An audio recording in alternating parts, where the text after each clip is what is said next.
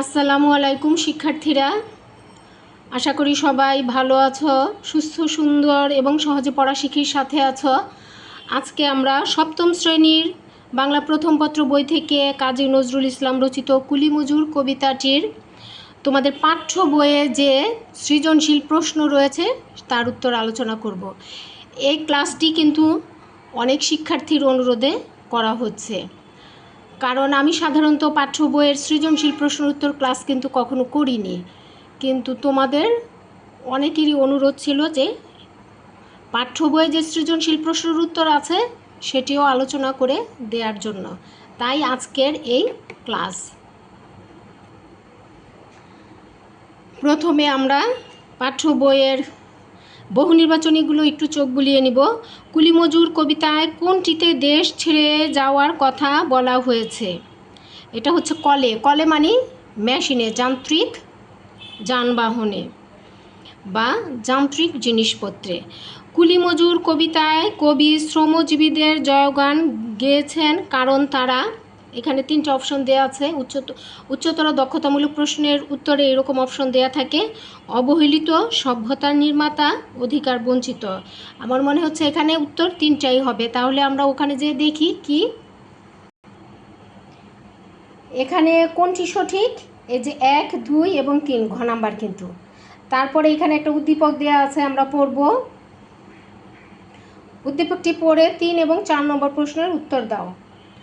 বর্বর বলি যাহাদের গালি পারিল ক্ষুদ্রমনা, কূপমণ্ডূক অসংযমীর আখ্যা দিয়েছে যারা, তারি তরে ভাই গান রচে যাই, বন্দনা করি তারে। এটা হচ্ছে আমাদের উদ্দীপক। কবিতাংশের যে উদ্দীপকটি আমরা পড়লাম সেটা কবিতার অংশ ছিল। কবিতাংশের ক্ষুদ্রমনা প্রসঙ্গটি কুলি মজুর কবিতার কাদের প্রতিনিধিত্ব করে? এই যে ক্ষুদ্রমনা তারা কারা? সেটা হচ্ছে বাবু সাহেবদের, ধনীদের আর কি। কবিতাংশের মূল ভাব কুলি মজুর কবিতার কোন চরণে প্রতিফলিত হয়েছে? এখানে বলছে কুলি মজুর কবিতার যে এই কোন এই ইসের উদ্দীপকের ভাবটা এখানে কোন লাইনে আর কি উঠে এসেছে? তারাই মানুষ, তারাই দেবতা, গাহি তাহাদেরই গান। এই লাইনটার মধ্যে আমরা উদ্দীপকের ভাবটা দেখতে পাই। সৃজনশীল প্রশ্ন পাঠ্য বইয়ের পৃষ্ঠা 65। এলাকায় একজন ভালো মানুষ হিসেবে চেয়ারম্যান আজমল সাহেবের যথেষ্ট সুনাম রয়েছে, কিন্তু তার ছেলে কারণে অকারণে বাড়ির কাজের লোক, আশপাশের খেটে খাওয়া মানুষের সাথে খারাপ আচরণ করে, তুচ্ছ তাচ্ছিল্য করে। চেয়ারম্যান ছেলেকে ডেকে বুঝিয়ে বলেন, তুমি যাদের আজ তুচ্ছ জ্ঞান করছ সত্যিকার অর্থে তারাই আধুনিক সভ্যতার নির্মাতা, তাদের কারণেই আমরা সুন্দর জীবনযাপন করছি। এই যে কবিতার সাথে কিন্তু এই উদ্দীপকের মূল ভাবের মিল রয়েছে, তাই না? এবার এর আলোকে আমরা প্রশ্নের উত্তরগুলো আলোচনা করব। ক নম্বর প্রশ্ন,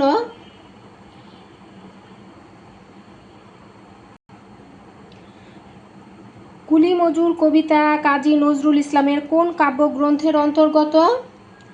কুলি মজুর কবিতাটি কবি কাজী নজরুল ইসলামের সাম্যবাদী কাব্যগ্রন্থের অন্তর্গত।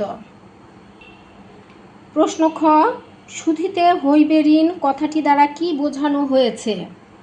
শ্রমজীবী মানুষের ন্যায্য পাওনা বুঝিয়ে দিতে কবি ঋণ কথাটা বলেছেন, ঋণ শোধের কথাটা বলেছেন।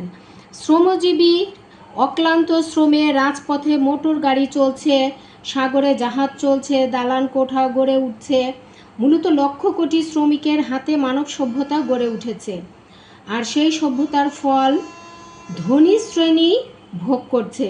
তাদের শোষণ আর শাসনে শ্রমজীবী মানুষ তাদের ন্যায্য অধিকার থেকে বঞ্চিত হয়। কবি মনে করেন, সামনে যদি ভালো দিন, শুভ দিন আসে, শ্রমিকরা সচেতন হয়ে উঠেছে, দীর্ঘকাল ধরে শোষণের ফলে শ্রমজীবী মানুষের যে দাবি বা অধিকার জমা হয়েছে, ধনী শ্রেণীরা তা শোধ করতে হবে ধনী শ্রেণীদের। এ প্রসঙ্গে কবি এই উক্তিটি করেছেন।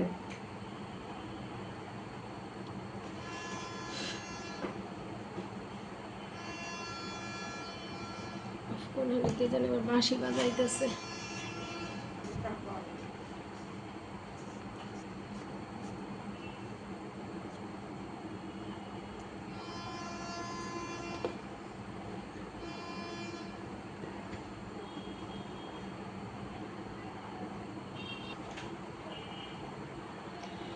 গ নম্বর প্রশ্ন, চেয়ারম্যান সাহেবের ছেলের আচরণে কুলি মজুর কবিতার কোন দিকটি প্রকাশ পেয়েছে, ব্যাখ্যা করো। উদ্দীপকের চেয়ারম্যান সাহেবের ছেলের আচরণে কুলি মজুর কবিতার ধনিক শ্রেণীর হৃদয়হীনতার দিকটি প্রকাশ পেয়েছে। তারা দরিদ্র শ্রেণীর লোকদের খাটিয়ে নিজেদের অর্থবিত্তের মালিক করে তাদের হেয় করে। যুগ যুগ ধরে কুলি মজুরদের মতো লক্ষ কোটি শ্রমজীবী মানুষের হাতে গড়ে উঠেছে মানব সভ্যতা, কিন্তু এক শ্রেণীর হৃদয়হীন মানুষ এদের মানুষ হিসেবে গণ্য করতেই চায় না।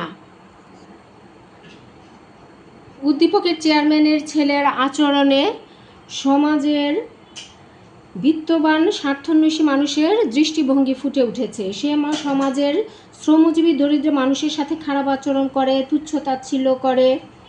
কুলি মজুর কবিতায় এই শ্রেণীর মানুষের কথা বলা হয়েছে। তারা শ্রমজীবীদের শ্রমের বিনিময়ে পাওয়া বিত্ত সম্পদের সবটুকু ভোগ করে ঠিকই, কিন্তু তাদের সবখানে বঞ্চিত করে রাখে। মানুষ হিসেবে তাদের গণ্য করে না, তাদের মূল্য দেয় না। ঘ নম্বর প্রশ্ন, উচ্চতর দক্ষতামূলক। চেয়ারম্যান সাহেবের মনোভাব কুলি মজুর কবিতার মূল ভাবেরই প্রতিফলন। মন্তব্যটি বিশ্লেষণ করো। চেয়ারম্যান সাহেবের, এই যে এখানে চেয়ারম্যান সাহেব, তার যে মনোভাব আমাদের কবিতায়ও একই মনোভাব রয়েছে, সেটা আমরা বিশ্লেষণ করব। চেয়ারম্যান সাহেবের মনোভাব কুলি মজুর কবিতার মূল ভাবেরই প্রতিফলন। মন্তব্যটি কিন্তু যথার্থ। শ্রমজীবীরাই মানব সভ্যতার যথার্থ রূপকার। এদেরই অক্লান্ত শ্রমে পৃথিবী আজ এত সুন্দর, অথচ এদের শোষণ করেই ধনিক শ্রেণী বিত্ত সম্পদের মালিক হয়েছেন। তবে এর মাঝেও ব্যতিক্রম কিছু মানুষ রয়েছেন যারা মানুষকে মানুষের মর্যাদা দেন। উদ্দীপকের চেয়ারম্যান সাহেব বিত্তবান এবং একজন ভালো মানুষ। তার মতে শ্রমজীবীরাই আধুনিক সভ্যতার নির্মাতা। তাদের কারণেই আমরা সুন্দরভাবে বাঁচতে পারছি। চেয়ারম্যান সাহেবেরও এ মনোভাব। কুলি মজুর কবিতার মূল ভাবকে ধারণ করে চেয়ারম্যান সাহেব।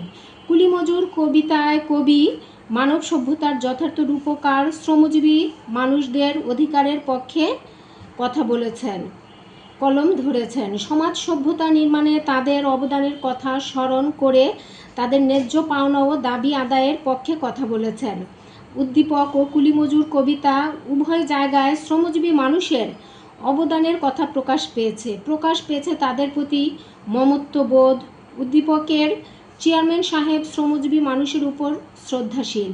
তিনি মনে করেন তারাই সভ্যতার নির্মাতা এবং সত্যিকার মানুষ।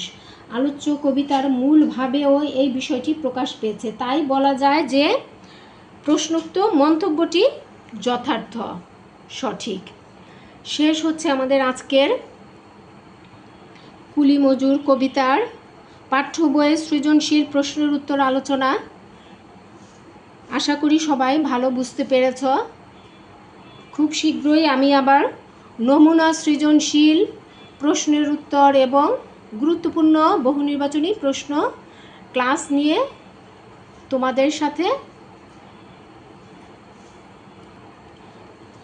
সাথে হাজির হব। আজকের মতো এখানেই শেষ করছি। ধন্যবাদ সবাইকে। সবাই সহজে পড়া শিখিকে সাবস্ক্রাইব করো। আসসালামু আলাইকুম।